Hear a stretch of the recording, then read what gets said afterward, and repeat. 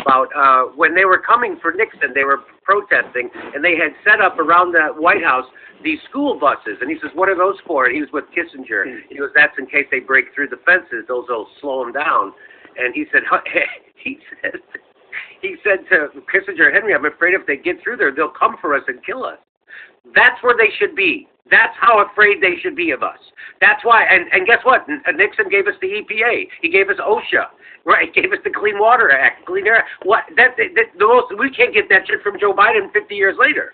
So the point is, we gotta exactly what AOC said. We gotta cause a ruckus. We've got to make people scared. I've had other independent news people say, "Well, Jimmy, you know, I think you could get people to your way of thinking by persuasion, not by." I go, I'm not trying to make friends. I'm talking to public servants, fucking politicians. You know, you be nice to them. Do you think nicing your way? How fucking Canadian can you be? I'm typing all Jimmy Dore did was start the progressive conversation. That's all he did. Too nice. Well, you know, I know you think that, but I don't think you've ever said that everybody has to adopt your approach. You just want everyone to adopt your policy. That's right. So what do you think about the fact that there's been so much time has been spent talking about you personally and your tone? Like, what do you think that's about? That's because they don't want to talk about the issue. That's what that's about. And some people who have been on the left for years are upset that a pothead comedian in his garage came back and created a moment that they couldn't create for fucking 25 years. And so they want to shit on it because they want credit, because they have egos. They have fevered egos that get bruised. That's a lot. There's a lot of that happening. You see this. I'm not making this up. It's fucking right out there on Twitter. It's right out there people are making videos about it. People are tweeting about it. People are writing articles about this moment without mentioning me. That's how fucking tiny of a people they are. So, that's kind of amazing. And there's people trying to dismiss it every which way, saying, oh, it's easy to do, and YouTube ran and do this. Really? Then why the fuck didn't you do it a long time ago? Okay, it's just people. I call a spade a spade. I'm not looking for a job in journalism. I'm not looking for a job in Hollywood. They can't fire me. They can't control me, and I can create a fucking social movement by myself, and that drives them fucking crazy. I think that's what they resent. You can't be controlled. And I also think they resent. I don't think it's just about this issue or about the fact that you're, you know, angry at AOC, who a lot of them identify with. And can I just break in, Aaron? Yeah, this all started with me going after Mark Pocan. I remember, yeah. He's the co-chair of the Progressive Caucus. So I put this message out there, and Mark Pocan was on the Tom Hartman show, and so they take calls, and a caller brought this issue up.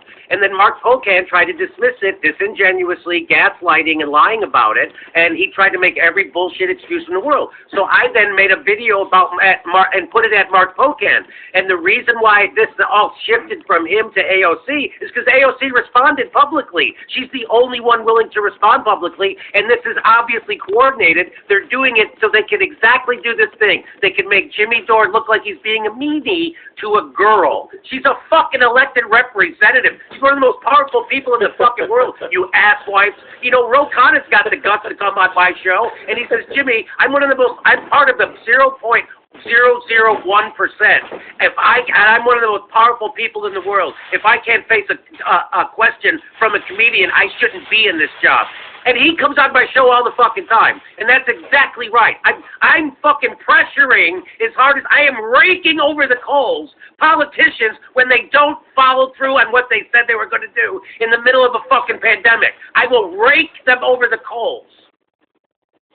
I think, you know, part of this is there's certain, I think, people in the media who really look up to AOC, and I get why. I think there is a lot that's impressive and a lot to admire, although I don't agree with her positions on many things. But it's not just, I think, wanting that kind of access and that friendship. It's also, I think, there's a feeling. This is just my view, that if they legitimize this, then they're legitimizing other aspects where Jimmy Dore has been very strong on. You know, so you push back on Russiagate, you push back on imperialism. A lot of these people don't, and they even go along with it.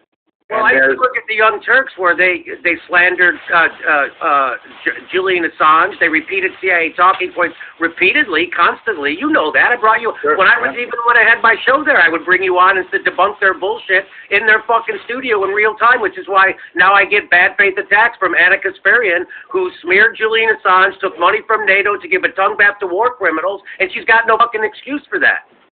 And this raises a good point. So Anna Kasparian did this video for a NATO conference where she gave a very friendly interview to Madeleine Albright, also to Francis Fukuyama, where she talked about how good NATO's doing in the world, right? Yeah, We've made fun of imperialism. Right. So, but here's the thing.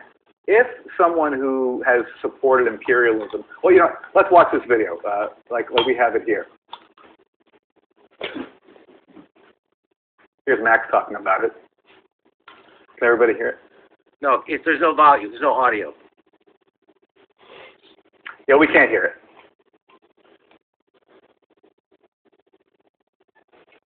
Yeah, we don't have the audio. But anyway, there's Anna. But here's my question, and people can go to Click on the audio part. Click on the audio thing. Oh, it is up. Okay. It's up, yeah. It's not working. This is our, we always have technical problems, so this is But here's my question to you, Jimmy. If someone who, say, has had, supported imperialism or did a friendly interview to Madeleine Albright or whatever, or supported Russiagate for 4 years, if they had come up with this proposal for a floor vote for Medicare for all, do you think that you would be campaigning against it, or would you be supportive? Of course I would be supportive of it. Of course, I wouldn't be like, hey, this is good, but Anna was a meanie to me once.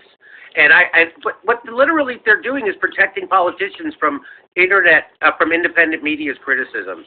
They're running interference for politicians, and they're trying to use identity politics to do it. They're trying to play the woman card, their race card, the whole everything. It's gross.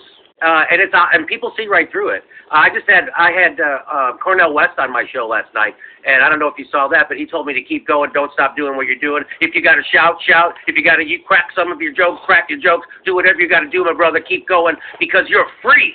That's what he told me. Right, and he also invoked other free people like Richard Pryor and George Carlin, who were fearless in their comedy, and that's why they were so effective and so good. And I just think they're fucking doxing my house now. That's how pissed off people are. They did a hit job right away. They did Variety magazine published a house saying like, well, oh look at Jimmy. Jimmy lives in a house. And now people are trying to say that's some kind of a luxurious house. If you look at I don't even want to get into it. It's ridiculous. And so they're coming at me. It's a corporate hit job, but they don't want Medicare for all to happen. I wouldn't be surprised if it came out of CAA. I wouldn't be surprised. That's why the people in independent media who have agents who went along with the smears of people who were telling the truth about war. And then, by the way, they pushed for bombing of Syria. I mean, that's Anna Kasparian's game. She pushes pro-war, pro-imperialism. She did CIA talking points on Venezuela, on Syria, on the gas attacks, and then she smeared me about the gas attacks, which, as you know, we were right about. We were getting it right as she was repeating CIA talking points uncritically. That's what they do over there. And just to repeat myself, because I don't want to make this about one person, what I think is there's a broader... Let's make it about Nomi, who's also doing the same thing. Well, right, so Nomi... How about Josh Fox? Josh Fox, the same thing. Yeah. Josh Fox is tweeting out that I'm some kind of a misogynist because he said I'm committing lateral violence on the movement because there's a video of me yelling into a camera about AOC. I'm committing lateral violence. Josh Fox is banned from WBAI because he's a sex harasser. He's banned from the studios at WBAI where his show got kicked off the air and they banned him because he's a fucking sex harasser creep.